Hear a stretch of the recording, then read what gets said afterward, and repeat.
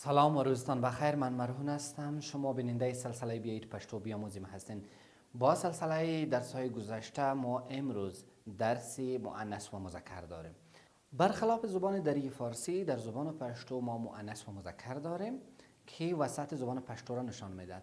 مثلا وقتی که شما در زبان فارسی دری کلمات استفاده میکنین، برای مرد و زن عین کلمات استفاده میشه. مثلا فعل آمدن میگیم که احمد آمد و ناجیه آمد، هر دویشان آمد گفته میشه. ولی در زبان پشتو وقتی که میگین احمد آمد، احمد راغلی، ولی ناجیه راغله.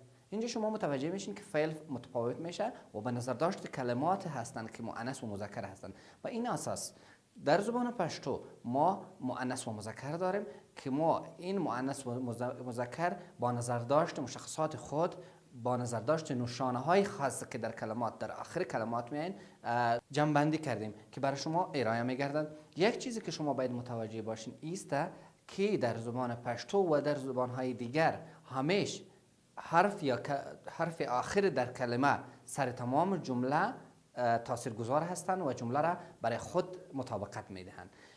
در اینجا شما متوجه میشین ما صدای ای داریم. هر آنگاه که در هر اسم یا کلمه در آخرش ای آمد یا حرف آی مؤنث آمد، این کلمه مؤنث هستند. مثل نری، کوچی، انجلی، کژدی، دودی، آبی.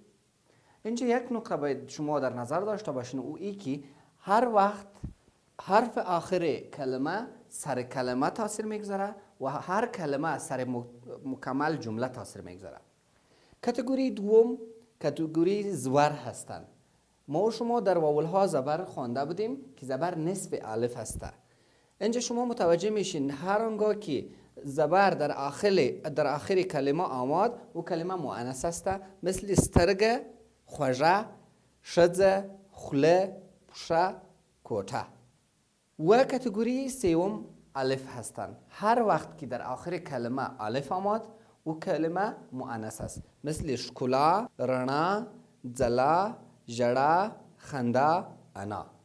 در این کاتگوری بعضی از اسمایی هستند که اونها کلمتا مؤنث هستند ولی با نظر داشت موصوف خود مذکر هستند. مثل مولا امام مسجد جامع را. مولا امام مسجد جامع را چه هستند؟ کلمتا مؤنث هستند ولی با نظر داشت موصوف خود که مولا یک مرد هستند و مذکر هستند، او کلمه چی شده؟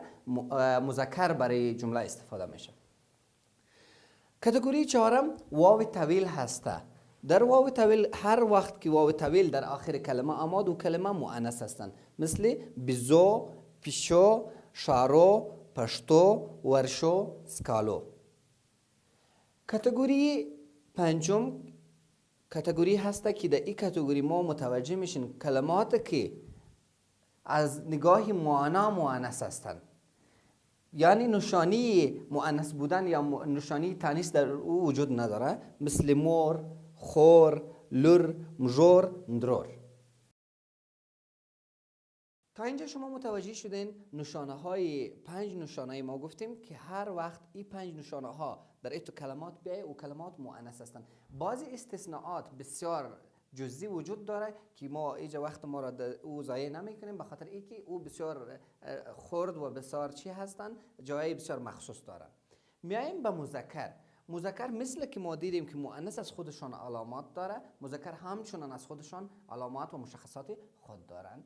اول اینکه وقتی که در آخر هر کلمه در آخرش کانسوننت یا یک آواز بی صدا، یک حرف بی صدا آماده بود، اون کلمه مذکر هستند. مثل میز، کور، قلم، غوږ، لاس، کتاب. اینجا شما متوجه هستین حرف آخرشان مکمل یک کانسوننت هستند، یک حرف بی صدا هستند. این تمام کلمات وقتی که شما میبینین در آخرشان کانسوننت یا حرف بی صدا میه و کلمات مذکر هستند. دیگر وقتی که یای مذکر ما و شما در واولها خوانده بودیم، میایه تمام اون حرفها، تمام اون کلمات مذکر هستند، مثل سړی، لرګی، بنگی، غوایی، زوی. اینجا شما متوجه میشین که این کلمات مکمل چه هستند؟ کلمات مذکر هستند. کاتگوری دیگر واو کوتاه هست. اینجا شما باید متوجه باشین که ما در مؤنث هم یک واو طویل داشتیم ولی اینجا واو کوتاه هستند. فرقشان او هست. او برای مؤنث، او برای مذکر. تالو، سالو، بازو، زردالو، شفتالو، مانو و امثال دیگر. کاتگوری آخر در مذکرات کاتگوری هستند که ما و شما وقتی که اول تشریح میکردیم گفته بودیم که زبرکه نصف زبر هستند و سوم یا چهارم حصه الف هستند. زبرکه وقتی که در آخر یک کلمه آماده بود او کلمه مذکر هستند، مثل نیکه، زره، تره، وره، پاخه. زبر و زبرکه شما فرقشان زبر و زبرکه شما متوجه میشین که یک فرق بسیار خورده دارن که زبرکه نصفی زبر میشه. شاخو دوستانو موږ په مخکنی درس کې د مؤنث او مذکر نښې او نښانې ویلې او په دې پوه شولو چې څه وخت یو اسم مذکر کیږي او څه وخت یو اسم مؤنث کیږي. په همدې توګه څنګه چې هلته مو هم وویله چې د یوې کلمې آخري توری پر یو کلمه باندې تاثیر شندي او هغه کلمې ته جنسیت وربخښي او هغه کلمه په جمله باندې تاثیر شندي او هغه ټوله جمله د ځان پسې اړوي.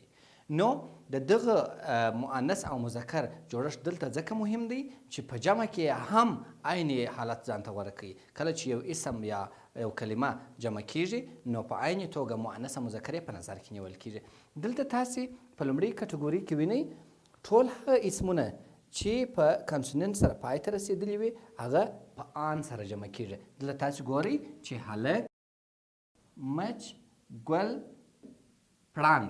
آخري توري چې په هلک کې کاف، په مچ کې چې، په ګل کې لام او په پړانګ کې ګاپ دي کانسوننت یا هغه حروف دي چې خپل د ځانه حرکت نه لري بلکې د یو بل حرف په وسیله باندې یا د واول په وسیله باندې دې ته حرکت ورکول کیږي. نو په دې اساس هر کله چې د کلمې په آخر کې کانسوننت راغلی و هغه کلمه په آن باندې جمع کیږي. هلک، هلکان، مچ، مچان، ګل، ګلان، پړانګ، پړانګان.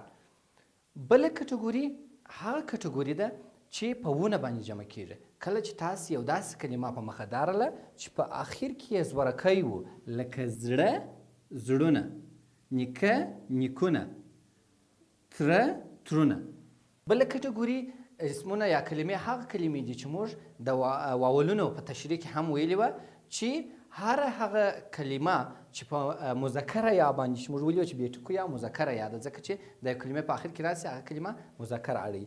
نو هغه ټولې هغه کلمې چې په آخر کې مذکره یا راسي هغه په لنډه یا باندې اړوي یا او جمع یې جوړېږي لکه سړی، سړي، لرګی، لرګي، منګی، منګي، غوایي، غوایي. دلته تاسې متوجه کېږئ چې یوازې د دوو نقطو په اضافه کولو سره دا څه کېږي په جمع باندې اړوي. ګورئ په لرګی، لرګي، منګی، دلته تاسې متوجه کېږئ منګي، غوایي، غوایي. بله کټګوري اسمونه هغه اسمونه دي چې یوازې یو هجا درلودونکي دي یا یو څپیز دي. کله چې یو څپیز یا یو هجایي نوم موږ یو ځای په مخه راځي هغه څه کوو په آخر کې د زور یا زورکي معمولا د زورکي په اضافه کولو سره موږ څه ځینې جوړوو د څخه جامع جوړوو. لکه دلته تاسې وینئ غل، غله، مل، مله، اوږد، اوږده، شین، شنه. دلته تاسې متوجه کېږئ چې د لام سره صرف د یوه زبرکي په اضافه کولو سره دی غله سوی دی. د مل سره د یوه زبرکي په اضافه کولو دی مله سوی دی، جمع یې جوړه سوې ده. او اوږد، اوږده همداسې په شین کې یو زبرکی اضافه سوی دی، شنه ځینې جوړ سوي دي. بله کټګوري چې تر ټولو مهمه کټګوري ده او د دې لامل دا دی چې ډېر فونولوژیکي خبرې پکښې دي. کله چې په یو کلمه کې ما قبل الاخر حرف یعنی تر نون چې یو تر آخري حرف چې یو حرف مخکې وو راغلی وي هغه وو په الف باندې بدلیږي او په آخر کې یو زورکی ور اضافه کیږي هغه جمع کیږي. وو یې په الف اړوو او په آخر کې یو یا زورکی یا زور ور اضافه کوو هغه جمع جوړو. پښتون، پښتانه. دلته تاسې ګورئ یم، یامه. دلته تاسې بیا وینئ چې په زوړ کې وو او دلته په الف باندې اوښتې دي زاړه. تریو کې تاسې وینئ چې ما د یې وو دواړه یاد کړي وه چې یې دلته په څه باندې بدلېږي؟ په واو باندې بدلېږي، ځکه یو فونولوژیکي تعامل دی. تریو په آخر کې ازبر کول ویږي په تروا باندې بدلېږي او جمع یې جوړېږي. تاسو وینئ موږ په دغه درس کې د مذکر ټول هغه اسمونه چې مذکر دي او جمع یې راځي هغه تشریح کړله. تاسې باید دې ته متوجه اوسئ چې ډېر وخت داسې کیدای شي ځینې استثناءات موجود وي، ولې استثناءات په عمومیاتو کې نه راځي. نو په دې اساس موږ تاسو ته عمومیات په لاس درکړله. استثناءات تاسې خپله کولی شئ چې په ژبه کې په پوه شئ او ځان ته یې پیدا کړئ او ځان په خبر کړئ. د دغه کټګورۍ سره په څنګ کې څنګه چې موږ مؤنث او مذکر بیل کړي وه، د دې د جمع حالتونه هم بیل دي. موږ د مذکرو اسمونو د جمع حالتونه وویله، اوس راځو د مؤنث حالتونو ته. لومړی کټګوري چې موږ ته په نظر راځي او تر ډېرو تر هر څه زیاته استفاده کېدونکې ده هغه دا دی چې په هغه کلمو کې چې زور یا زورکی په آخر کې راغلی وي د هغه جمع په څه شي باندې کېږي؟ په یوه لنډه یا باندې کېږي. مګر توپیر دلته دا دی که چیرې دغه آخر زور یا زورکی په خبرو کې دروند معلوم سو، ښکاره سو، څرګند سو، په هغه صورت کې دی په څه باندې اوړي؟ په لنډه یا باندې. لکه دلته تاسو ګورئ سترګه سترګې، زنه زنې، کوټه کوټې، غوټه غوټې. بله کټګوري چې د دې سره ډېره ورته او شبیه ده هغه دا ده چې ډېرې داسې کلمې موجودې دي چې عین شکل لري، په آخر کې ازور زورکی راغلی دي، مګر توپیر یې دا دی چې په دې کې نسبت و دې ته خفیف ویل کېږي، ښکاره نه څرګندېږي دغه آخري هجا باندې. دلته تاسو ګورئ سترګه خوله، سترګه خوله، په دا باندې دلته فشار ډېر دی. دلته تاسو متوجه کېږئ چې خوله دلته ګورئ جمع یې په چیش راځي؟ په خولې باندې راځي. دلته تاسو متوجه یاست په سترګه کې او په خوله هغه فشار ډېر په چیش باندې راځي؟ په دې باندې راځي. نو دلته دا په خولې باندې جمع کېږي. دلته ګورئ زنه چاړه، نو ځکه دا په ځنې او دا په چاړې باندې جمع کېږي، یعنی دوه ټکي سر په سر باندې راځي چې دا چې شي اوږده یاسي. بل مثلا تاسو دلته ګورئ کوټه کوټه، دلته تاسو متوجه یاست چې کوټه په کوټې باندې جمع کېږي او کوټه په کوټې باندې جمع کېږي، یعنی فشار دلته ډېر دی پر دغه آخري حرف باندې. نو په دې اساس په کم وخت کې چې خفیف وویل سي، یعنی ډېر نه سي څرګند، په هغه وخت کې په لنډه یا، او څه وخت چې ډېر څرګند سي او ښکاره سي په هغه وخت کې په اوږده یا باندې جمع کېږي. یا لکه په غوټه کې غوټه، دلته تاسو ګورئ غوټې او غوټې یې چې شته د دوی ترمنځ تفاوت راځي. بله کټګوري اسمونه هغه اسمونه دي چې په اوږد واو باندې پای ته رسېدلي وي. په اوږد واو باندې پای ته رسېدلي اسمونه د ګانې په اضافه کولو باندې څه کېږي؟ جمع کېږي. دلته ګورئ اوږد واو دا یې بیزوګانې، پیشو پیشوګانې، ښارو ښاروګانې، پښتو پښتوګانې باندې دی څه کېږي؟ جمع یې په ګانې باندې راځي. بله کټګوري هغه کټګوري ده چې په لنډه یا باندې ټولې هغه کلمې چې مؤنث کلمې او په لنډه یا ختمې شوي دي هغه کلمې موږ څه کوو؟ د جمع دپاره موږ آخري یا په مؤنثه یا باندې اړوو او جمع یې جوړوو، لکه دوستي دوستۍ، خپلوي خپلوۍ، راستي راستۍ، خوشحالي خوشحالۍ. دلته تاسو متوجه کېږئ چې صرف د دوه ټکو ایسته کولو او د مؤنث یا په زیاتولو سره دا څه جوړه شوله؟ جمع یې جوړه شوه. موږ مخکې بحث وکړ په مؤنث اسمونو کې موږ یو ډول اسمونه درلودله چې خپله یې کومه نښانه یا علامه نه درلوده چې مؤنث واوسېږي، بلکې د دوی لپاره معنا ان یا د دوی موصوف مؤنث و. نو په دې اساس په هغه کې موږ مور، خور، نژور، درور او داسې نور درلودل. د دوی جمع په دې اساس چې دوی استثناءات دي هم په استثنائي توګه څه کېږي؟ بدون د کومې قاعدې کېږي، کومه قاعده نه لري. لکه مور په مندې باندې اوړي، خور په خوندې باندې، نژور په نژندې باندې او درور په درندو باندې اوړي. درنو دوستانو، تر دې ځایه تاسو پوه شولاست چې په پښتو ژبه کې په لومړي لوست کې تاسو د مؤنث او مذکر نښې او نښانې زده کړې. په دوهم درس کې تاسو په دې پوه شولاست چې موږ څنګه کولی شو یو مؤنث اسم جمع کړو او څنګه کولی شو یو مذکر اسم جمع کړو.